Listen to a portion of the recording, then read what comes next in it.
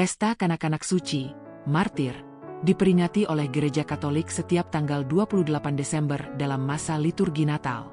Pesta ini mengenang pembantaian kanak-kanak tak berdosa di Betlehem dan sekitarnya atas perintah Raja Herodes. Mereka dianggap sebagai martir pertama yang memberikan nyawa mereka demi Kristus, meskipun tidak secara sadar. Dalam artikel ini, kita akan membahas latar belakang Alkitabiah, makna teologis, relevansi dalam kehidupan umat, dan bagaimana perayaan ini menginspirasi umat Katolik di seluruh dunia. 1. Latar belakang Alkitabiah. A. Kisah pembantaian kanak-kanak di Betlehem. Kisah tentang pembantaian kanak-kanak tak bersalah ditemukan dalam Injil Matius 2, 16-18. Setelah mendengar dari orang Majus bahwa Raja orang Yahudi telah lahir, Herodes merasa terancam akan posisinya sebagai raja.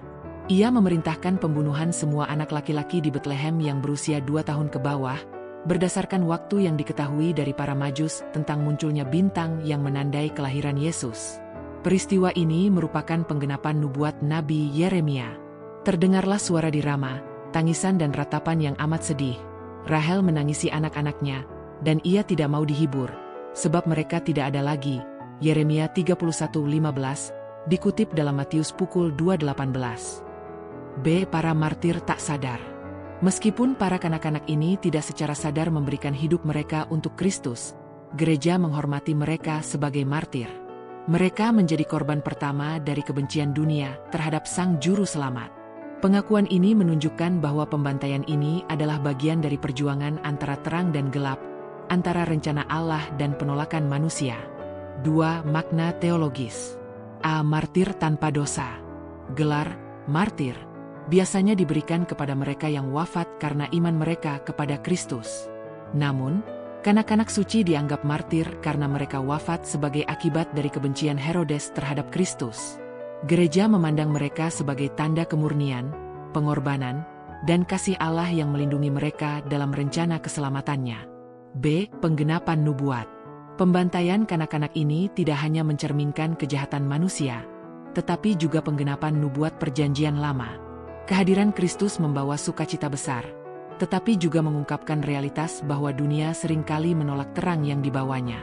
Dalam hal ini, kanak-kanak suci menjadi simbol penderitaan yang tidak sia-sia dalam rencana keselamatan. C. Kehidupan sebagai anugerah. Kehidupan setiap manusia, terutama anak-anak, adalah anugerah Allah. Melalui perayaan ini, gereja menekankan nilai kehidupan manusia, terutama yang tak berdosa dan tak berdaya. Kanak-kanak suci menjadi pengingat bahwa setiap jiwa, meskipun kecil dan tampaknya tidak signifikan, memiliki tempat dalam rencana Allah. 3. Relevansi dalam kehidupan umat. A. Perlindungan anak. Pembantaian kanak-kanak suci mengingatkan umat tentang pentingnya melindungi anak-anak dari segala bentuk kekerasan, eksploitasi, dan pengabaian. Anak-anak adalah kelompok paling rentan dalam masyarakat, dan gereja mengajarkan tanggung jawab umat untuk menciptakan dunia yang aman bagi mereka. B. Penghargaan terhadap martir. Martir adalah saksi iman yang menunjukkan bahwa hidup mereka bukanlah milik mereka sendiri, tetapi milik Allah. Kanak-kanak suci mengajarkan kita untuk menghargai pengorbanan demi kebenaran, bahkan ketika itu tidak dilakukan secara sadar. Mereka adalah simbol dari kepolosan yang dihormati oleh Allah. C. Panggilan untuk berbelas kasih. Perayaan ini menjadi panggilan bagi umat Katolik untuk menunjukkan kasih dan belas kasihan kepada mereka yang menderita. Dalam konteks modern, hal ini dapat diwujudkan dalam dukungan terhadap anak-anak yang membutuhkan, baik secara fisik maupun spiritual. 4. Tradisi dan liturgi Pesta Kanak-kanak Suci. A. Liturgi pada 28 Desember. Liturgi pada hari ini menekankan kedukaan sekaligus harapan. Misa biasanya melibatkan pembacaan Injil Matius 2, 13-18 yang menggambarkan perintah Herodes dan pelarian keluarga kudus ke Mesir. Warna liturgi merah digunakan untuk menunjukkan penghormatan kepada para martir yang darahnya ditumpahkan demi Kristus. B. Doa khusus untuk anak-anak. Banyak gereja mengadakan doa khusus bagi anak-anak pada hari ini. Umat diajak untuk merenungkan pentingnya melindungi anak-anak dari segala bentuk ancaman, serta berkomitmen untuk mendukung hak-hak mereka. C. Tradisi lokal. Di beberapa negara, pesta kanak-kanak suci dirayakan dengan cara yang unik. Di Spanyol dan negara-negara Amerika Latin, misalnya, perayaan ini disertai dengan tradisi bermain lelucon yang mirip dengan April Mop, sebagai simbol sukacita anak-anak meskipun berada di tengah penderitaan. 5 pesan moral dan spiritualitas. A. Panggilan untuk melindungi kehidupan. Pembantaian kanak-kanak di Bethlehem adalah pengingat tragis tentang kerapuhan hidup manusia. Gereja menggunakan perayaan ini untuk mengingatkan umat akan pentingnya melindungi kehidupan, terutama yang belum lahir dan anak-anak kecil. B. Solidaritas dengan mereka yang menderita. Para kanak-kanak suci menjadi simbol mereka yang menderita akibat ketidakadilan.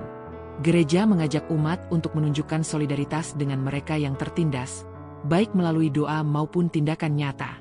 C. Sukacita dalam kepolosan. Anak-anak seringkali diasosiasikan dengan kepolosan dan kemurnian. Kanak-kanak suci mengingatkan umat bahwa dalam kepolosan terdapat nilai yang dihormati oleh Allah. Ini juga menjadi panggilan bagi orang dewasa untuk menjaga kesucian hidup mereka. 6. Inspirasi dari kanak-kanak suci. A. Keluarga kudus sebagai teladan.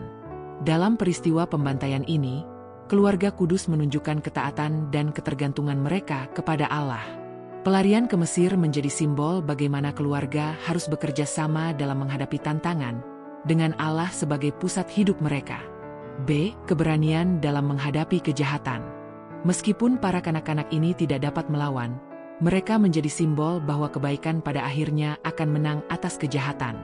Hal ini menginspirasi umat untuk tetap setia kepada Kristus, bahkan dalam situasi sulit. C. Penghormatan kepada anak-anak. Gereja menekankan bahwa anak-anak bukan hanya harapan masa depan, tetapi juga bagian penting dari komunitas umat beriman saat ini.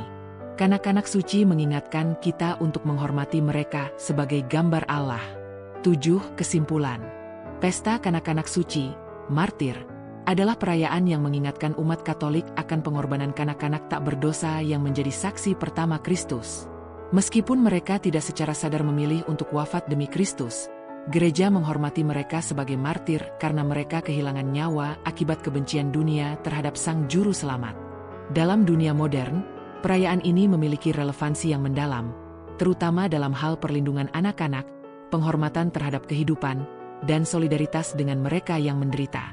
Pesta ini menginspirasi umat untuk meneladani kepolosan dan kemurnian kanak-kanak suci, serta untuk tetap setia kepada Kristus dalam menghadapi tantangan hidup. Melalui perayaan ini, umat diajak untuk merenungkan panggilan mereka sebagai pembawa terang Kristus dalam dunia yang penuh kegelapan.